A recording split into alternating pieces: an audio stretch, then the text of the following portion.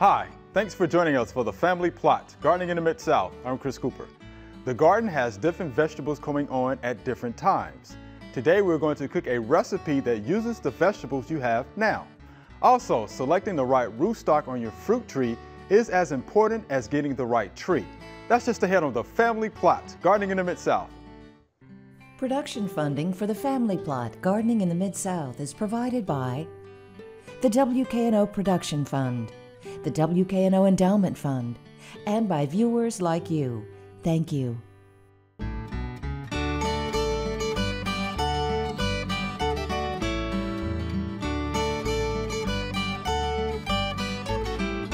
Welcome to the Family Plot. I'm Chris Cooper.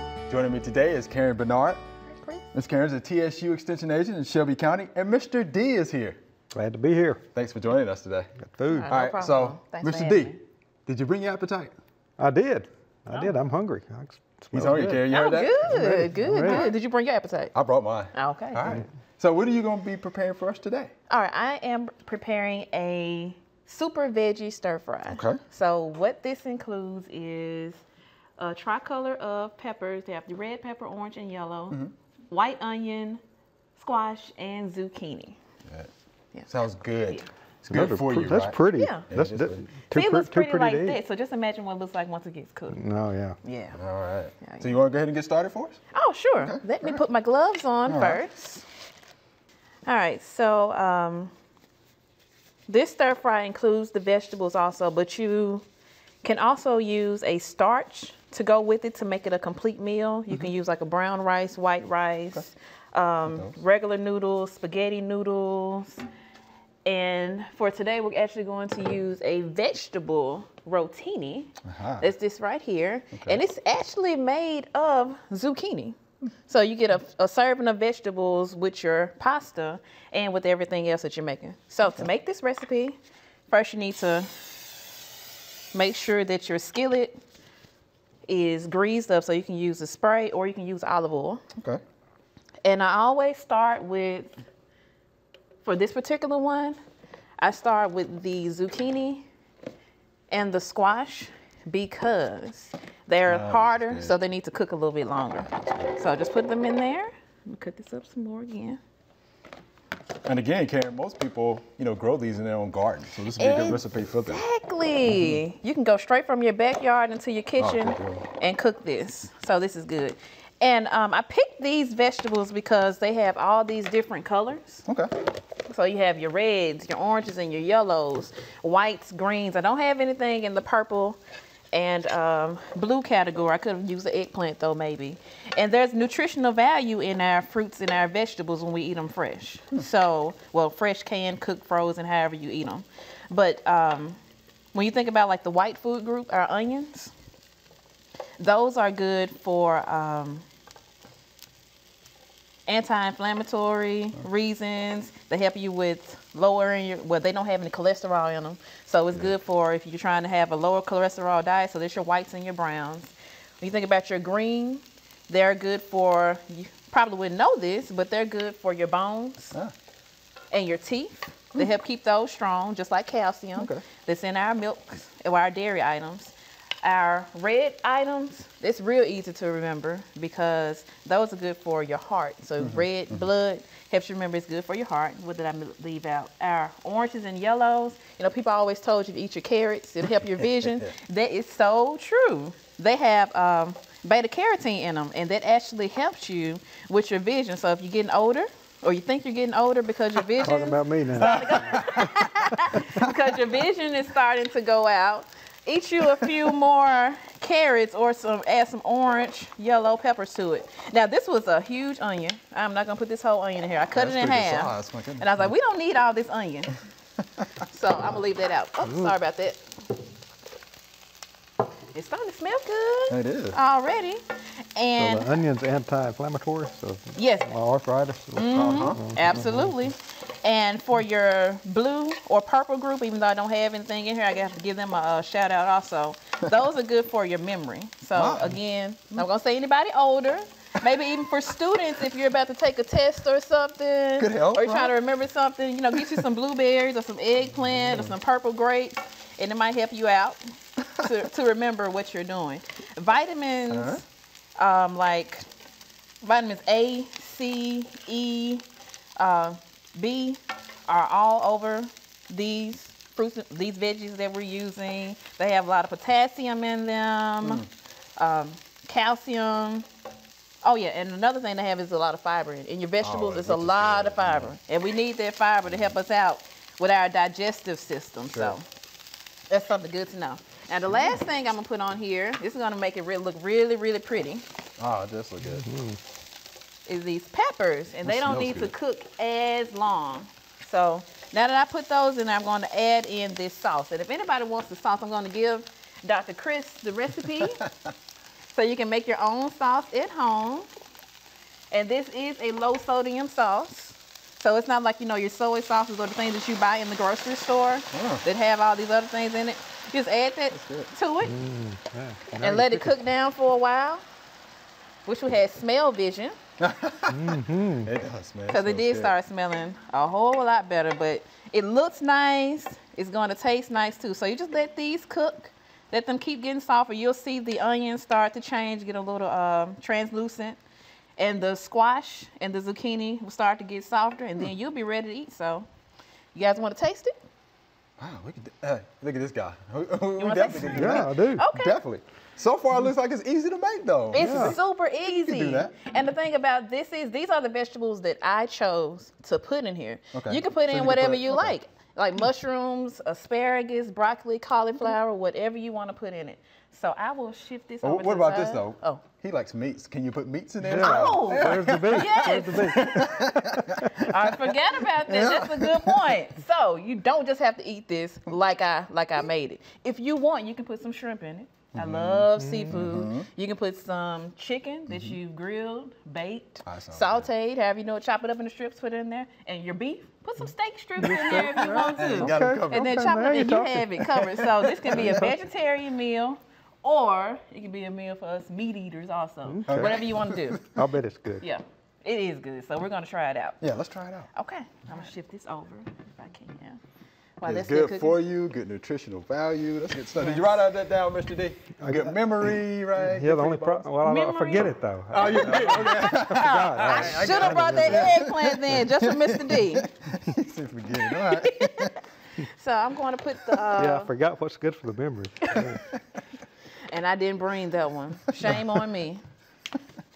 All right, this is our zucchini noodles, and So remember that's- these okay. are 100% veggie noodles. Okay, 100%. Wow. Man, it sure doesn't look like a veggie noodle. It doesn't. It's just like pasta. So you could fool the kids. Man, she good. And make them think that they're actually eating some regular noodles, Yeah. and they're actually getting a full pack of vegetables in this meal. Man, I like your sample sizes. That is all for me. Pretty good, huh? That is all for me. Yeah, this is all for you, and I'll make Dr. Okay. Cooper. All right. All right, now that's what I call a sample size right there now. And like I said earlier, just in case you missed it, you can use rice. Okay. I've done this before at home. You said white rice, with brown rice, white right? rice, brown Okay, rice, if I you like want to get both. more fiber in it. Spaghetti noodles, anything that you want to do as a starch to make this a full, complete meal. So I that hope is you good. guys like it. Oh, I I do- already got a couple. I do need to know He said it's what's good. in that sauce. Oh. That's, It's a secret. No, just kidding. yeah, I need. And this sauce, it was really simple too. It was cornstarch, brown sugar, garlic. I put a little bit of flour in it to make it a little bit thicker with the cornstarch. wine? And, The wine? no wine. Apple cider vinegar. There you are. And Okay. well, there's the wine. Apple cider vinegar and one other thing. I added a low sodium soy sauce to it just to give it that tasty. Asian kick to the flavor. So I Okay, hope you guys like we it. will have this recipe online. So Okay. folks can go online and get that Yeah, recipe. just in case I miss anything. Very tasty. That make me a portion too. Y'all can't eat without me.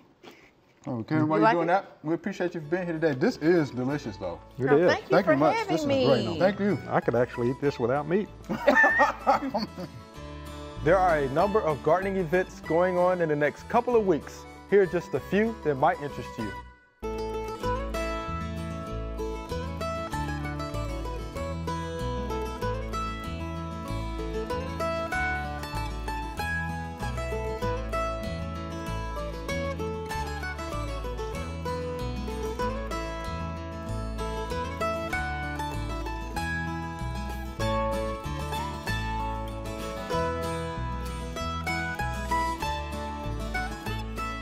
All right, Mr. D, let's talk a little bit about rootstocks. And let's define that for the people. What do we mean when we talk about rootstocks? Okay, rootstocks are usually a seedling plant that you graft more desirable types of plants onto that rootstock. And the rootstocks are chosen because they are more prolific.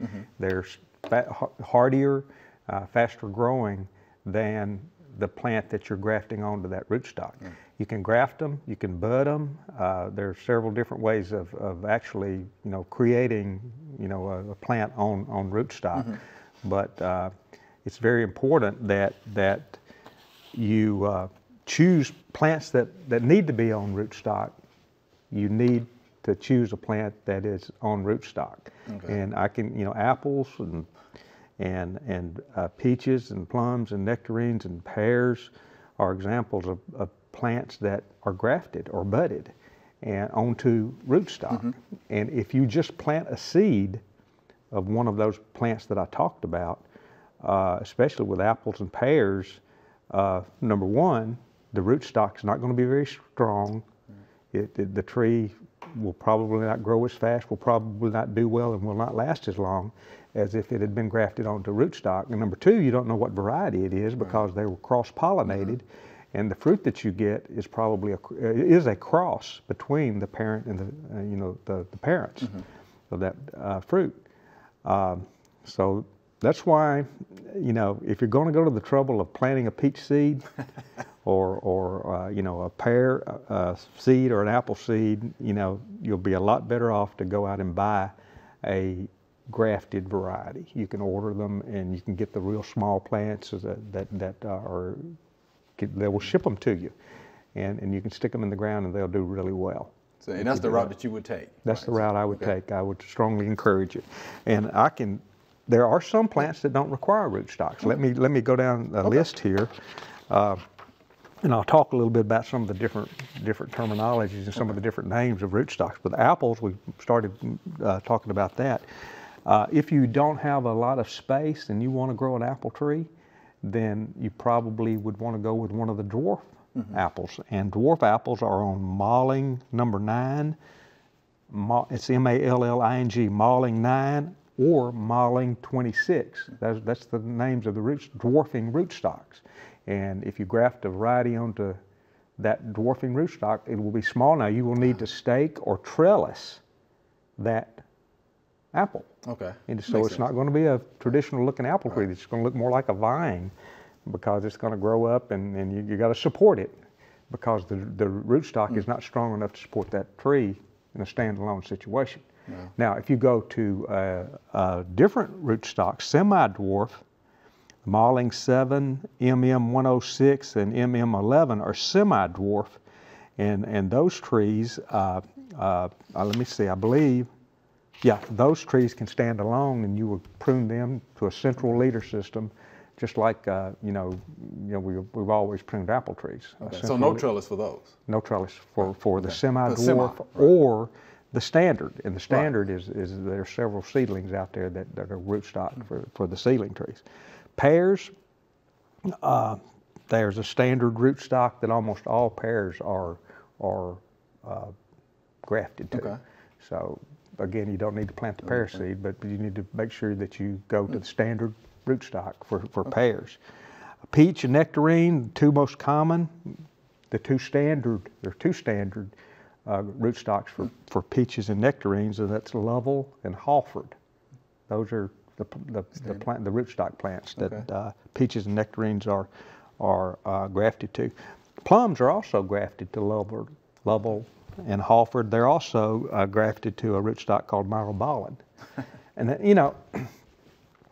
as far as there being a difference, I'd say any of these rootstocks would work. If I bought something, I would want to make sure that I knew what it was grafted to.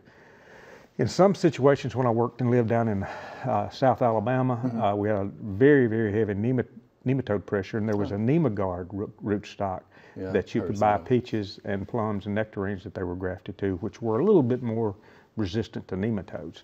I don't see that listed in our Tennessee recommendations, and I'm taking this out of home tree fruit plan, Dr. Lockwood at the University of Tennessee came up with this. I'm just reading out of this publication, SP 307, and I'm sure you've got that available in your office. We have it. And let me ask you something else about rootstock. So does that have anything to do with like disease or insect pest resistance?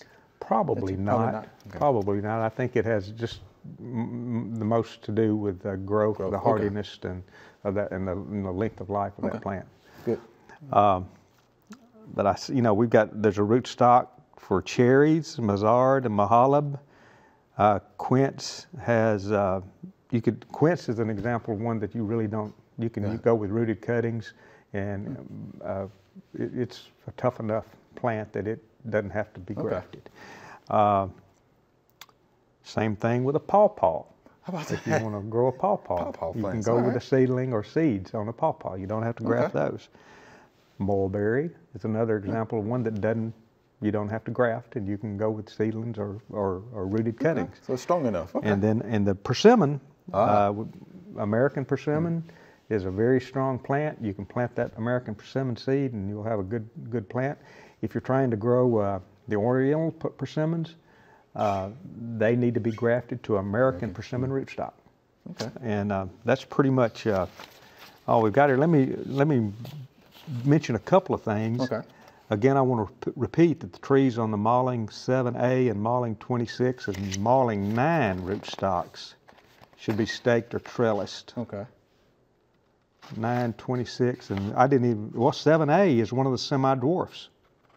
So one of the semi-dwarfs needs to be trellised or staked. So that's why you need to really make sure you know what rootstock your plants are on. And I mean, you can get Jonathan apple on any of these rootstocks. It's the same apple. The leaf will look the same. The fruit will be the same, but the size of the tree will be different based upon the rootstock that you're planting on. That's interesting. It says they do recommend irrigation, especially on the dwarfing rootstock. Okay. They need irrigation probably more than, because the root system is not strong. Right. That's right. That makes sense. It does. And then just a note here, most apple varieties need to be cross-pollinated by another variety. However, there are 3 apple varieties that have sterile pollen. Mutsu, Jonagold, and Winesap have sterile pollen, and they're not any good for pollinating purposes. Bruce is a plum that has sterile pollen, and so it's not good for cross-pollination. Something you need to know if you're planting these things. While we have a little time left, Mr. D, can you cover for us to make sure you don't mulch over those rootstocks? When you plant any of these fruits, and plant them in late winter, we recommend planting fruit trees in late winter, February in the Memphis Mid-South area, late February, early March is the best time to stick them in the ground. But be very sure that you plant them at the depth that they grew in the nursery. If it's a bare root plant, there's a difference in color of the tissue. The rootstock is usually 2 or 3 inches above the ground, and you'll see where that plant was budded or grafted. It'll kind of come out at kind of an angle, but do not cover that up with dirt. Do not cover it up with mulch. Make sure that you plant it at the depth that it grew in the nursery or the depth that it's growing in the pot. And don't use a post hole digger because you'll dig it too deep.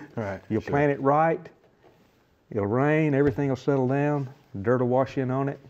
You didn't plant it too deep, Mother Nature planted it too deep for you. So don't dig a wide planting hole, but not too deep. And it doesn't have to be amended. It doesn't have to be amended. You can go with the soil that you're growing it in. May as well start it out in the soil that you want it to grow in, because those tree roots are going to go out very quickly, way out. That's right. Good stuff, Mr. D. We appreciate it as always. Good deal. Thank you much.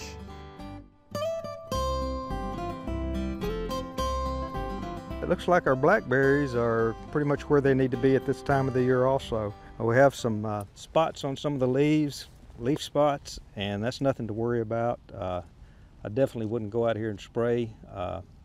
Again, this is not the time of the year to apply fertilizer. We don't want a flush of new growth right now. We've got a good strong root system, and next spring you ought to get a flush of new growth.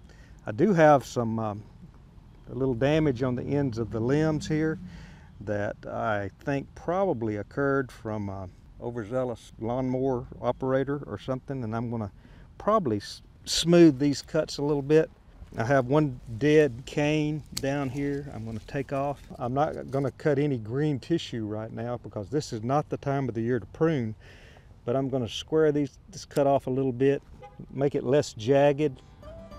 I think this plant's ready to go to bed for the winter. All right, here's our Q&A session. Karen, you jump in there with us if you have something to say, all right? All right. All right, here's our first, your email. Interesting question here. Our crepe myrtle trees have a white powdery substance that forms a black sticky substance that eventually kills the tree. So, what is it? And this is from Miss Martha.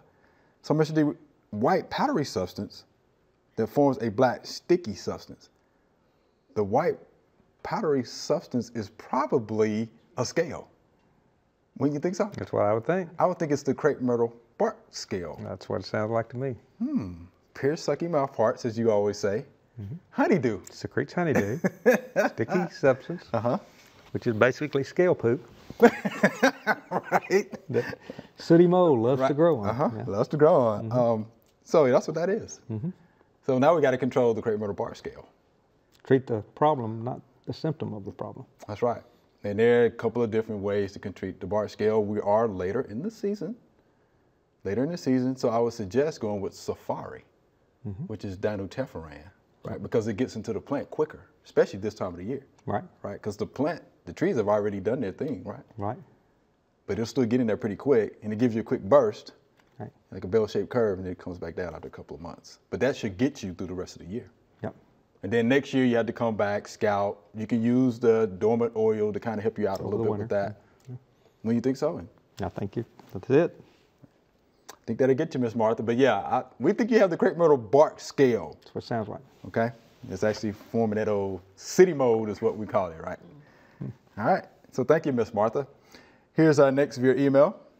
I heard that corn gluten helps keep weeds out of onions.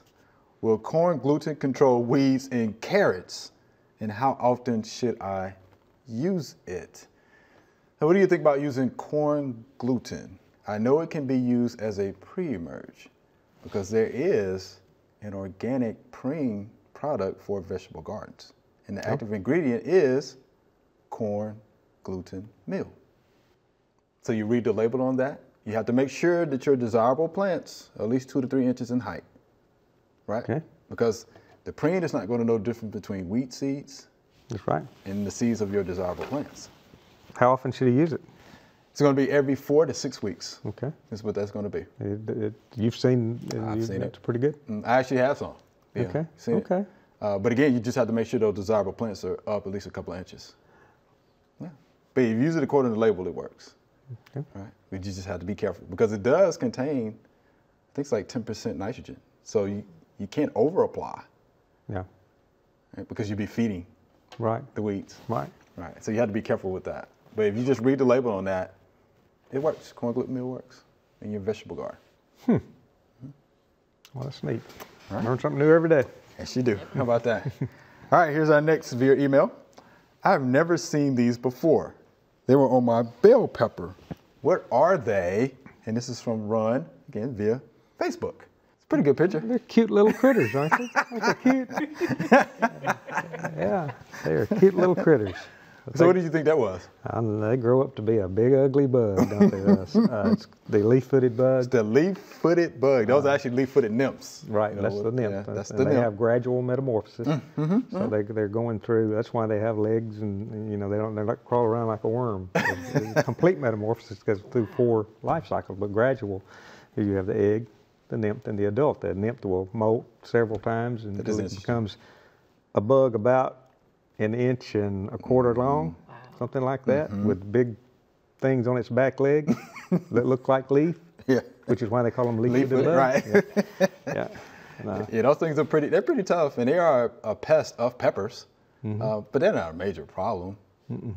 They eat other insects too. They're also called the assassin bug. It's the same. That's another name for them. So I guess they could be beneficial. Yeah, I guess they could be. So would you worry about them much? No, I wouldn't worry about them. I wouldn't. So there you have it, Ron. All right, those are just nymphs from the old leaf leaf-footed Leaf-footed bug. bug. All right. So, Mr. D, Karen, we're out of time. Thanks for being here today. Thanks for having me. All right. Chris. Thank you so much. All right. Remember, we love to hear from you. Send us an email or letter. The email address is familyplot@wkno.org, and the mailing address is Family Plot, 7151 Cherry Farms Road, Cordova, Tennessee 38016. Or you can go online to familyplotgarden.com. That's all we have time for today. Want Karen's stir-fry recipe or more information on rootstocks? Go to familyplotgarden.com. It's all there along with hundreds of other videos and tons of gardening information. I'm Chris Cooper. Be sure to join us next week for the Family Plot, Gardening in the Mid-South. Be safe.